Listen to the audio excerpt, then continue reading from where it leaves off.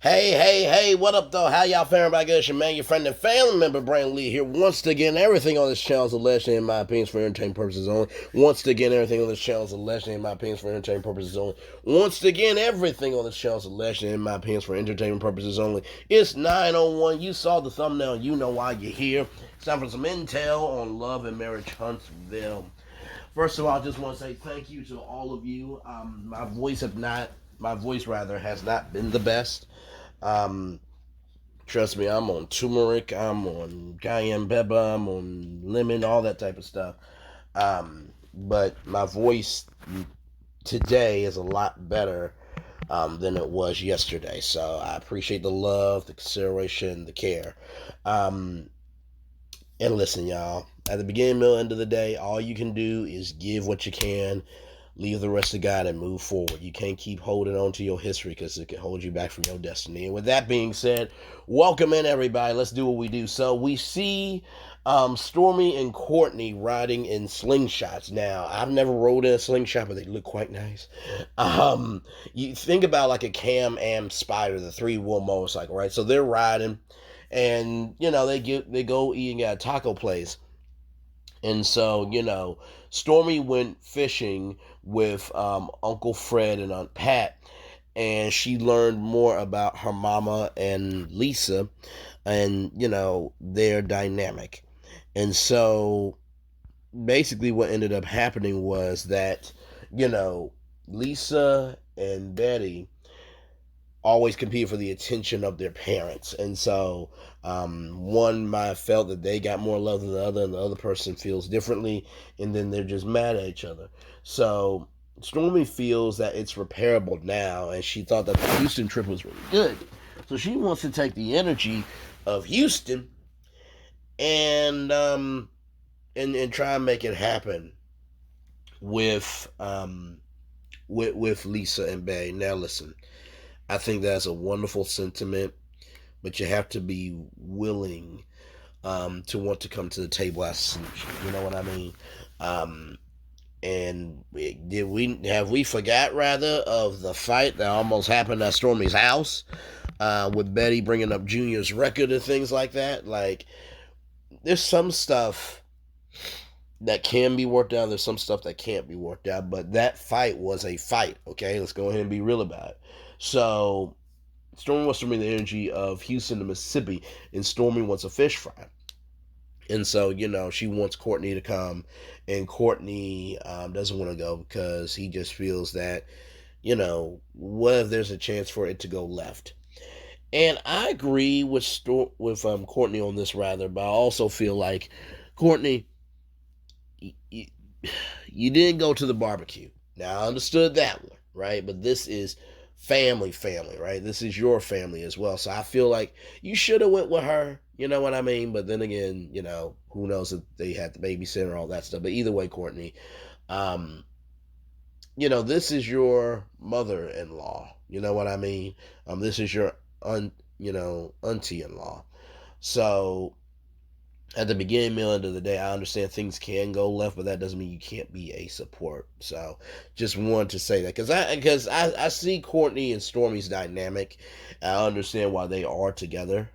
Because Courtney's the cool, calm, collected one, and Stormy has two modes. That's what's up.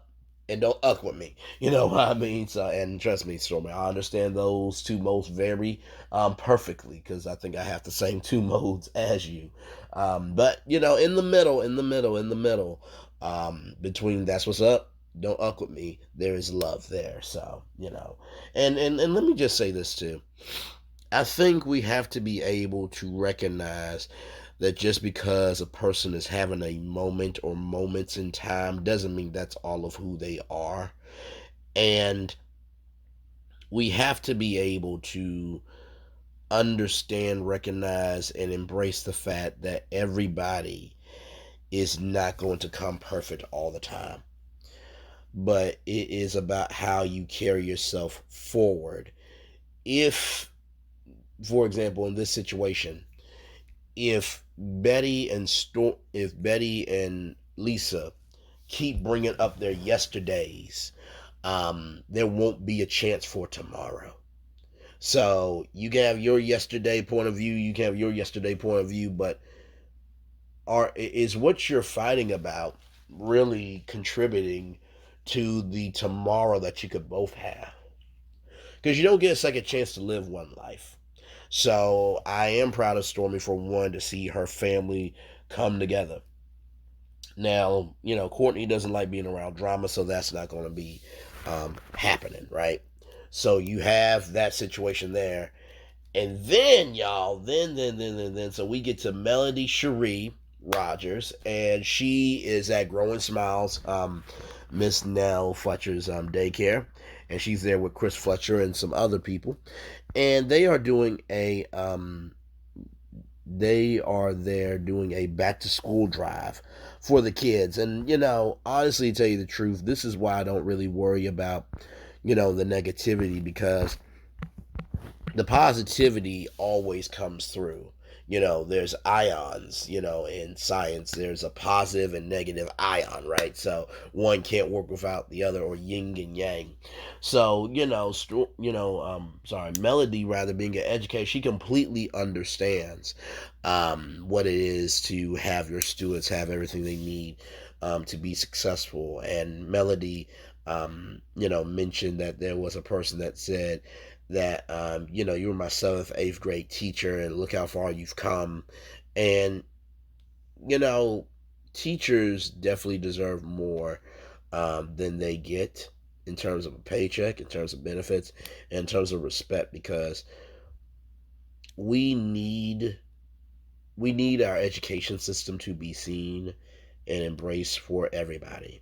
It's one thing for a counselor to invest in a student, but it's another thing for a black counselor to invest in a student. It's one thing to have a principal care about students, but it's another thing for a black principal to care about students. Because there are nuances and rhythms and beats that make up a child's point of view in terms of how they are received and how they're loved and how they're cared for. So shout out to that student that reached out, and honestly to all the teachers out there, just know that what you're doing does matter. Even if you don't hear from that student for a long time, the students that really do care, and that really do invest, and that really do, and that do the most, always remembers the day ones, the hour one, minute one, second one, a millisecond person that has invested in them all the way. I still remember each school that I went to, and all the teachers. So to all the teachers that have invested in me in pre-K, elementary, middle school, high school, even college, even though they are called professors, I still believe at the core they are teachers. Thank you for believing in me. Thank you for loving me. And Braylon's doing okay. You know exactly who you are, you good teachers that invested in me. Love you, value, and appreciate you. Okay. Woo! All right, we're not going to get emotional here. We're not. We're not, because I remember when my elementary school closed now. I remember going to my parents' room and laying on my mama's lap and crying my eyes out, because that elementary school was and still is a family member to me. And my mom, she said the most important thing. She said, the school may be gone, but the memories aren't. And so shout out to my mama. Because yes, I am a mama's boy for damn sure. And a daddy's son. And a sister's brother. And a person that matters to a lot of people. Amen. Just like all you have somebody in your corner that believes in you, and that's why I don't give up on myself, is because people haven't given up on me. So let's roll on. So we talk about the Houston trip and how Melody really loved the Fletchers doing the Houston trip, and that was peaceful. Las Vegas was not peaceful at all, because Martell was upset that Melody did a music video on her ex-husband. And guess what, Martell? If you didn't do what you were supposed, if you did what you were supposed to do, rather, you would not have had to be the subject of anything, because you would have focused on what needed to be in the house and not getting your joy off with a person that probably is just using you for a meal ticket. But then again, you were using her as well. I mean, it is what it is. You did wrong.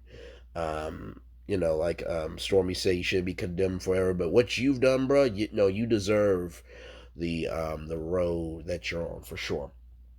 So, and then there was a trip at Gatlinburg, Tennessee, I think, and apparently there was some fighting going on with Martell. I don't know who the brother was, but even with that, like, don't make me handle you. So it seems that every trip, Martell brings a energy of wanting to be seen the most, so he can feel good about himself. And like I said, you did what you did, Martell. So just eat coleslaw and eat chocolate cake and move the hell on. I mean, it's not like it's not like the full course meal is actually satisfying you, because the meal that you used to have, you keep trying to go back to that, and then this is coleslaw is just leftovers, and you don't want the leftovers, so you keep trying to run back to a meal that is saying we don't serve you anymore. So because didn't Carlos say that coleslaw was like a restaurant or something? I mean, usually a restaurant usually has items and has good customer service and things that you want to go back to. Nobody here, there, or anywhere wants coleslaw at all. So just saying. So Martell has reached out to Melody, and Melody is trying to figure out if she wants to go, because of the simple fact that Martell, sometimes he is slick. And I feel like at some point in time with Melody, I feel that she is definitely over him. She's kaput, she's done. But also, too, she's a mother. So I know that she is trying to do what she can to keep her kids together. I wish she didn't take the meeting, but also too, I'm far be it from me to tell a grown woman what to do when her life has been pulled through, dragged through, and just stomped on, because there are little grown boys or little buddies, or or just wastes of space, that because they have nothing in their space, they have to destroy a space just to feel like they can be a somebody. It's almost like really just saying that somebody is not taking responsibility for their sobriety, but yet you talk about you've done this, that, and the third, and somebody could call you out on your ish, but yet when you get called out, you throw a big tantrum like a girl that will never grow up to be a woman, to have the capacity, capability, and the comprehension of brain cells to form a brain to handle your own house. And that's a lot of people on social media. So I'm just going to just say this, and I'm going to be done. I truly do believe that we have more commonalities and things that unite us than things that divide us. But I think also, too, people get tired of trying to give, trying to make room, and trying their best to move forward, when all you can see is that one masterpiece in your head about that person. We all have more to us than meets the eye, in words of Optimus Prime. But at some point in time, at the beginning, middle, end of the day, how can we ever be where we want to be if we don't come to the table with something that can be a resource to contribute to that future? Real talk. I just want y'all to think about that, because this is the season finale. And after all that's been said and done, what's next? Because guess what? Like Melody said, this is a game of tug of war that some people haven't even been playing. And I promise you this, when you are done playing tug of war, you feel that rope burn. If you don't want the war to be hard, you have to be able to let go. And with that being said, everybody, that is my take on this first part of the season finale. Like, comment, share, subscribe. One love, much love, all love. Bye, yeah, yeah, yeah, yeah, yeah, yeah, yeah, bye, yeah, yeah, yeah, yeah. Bye, everybody.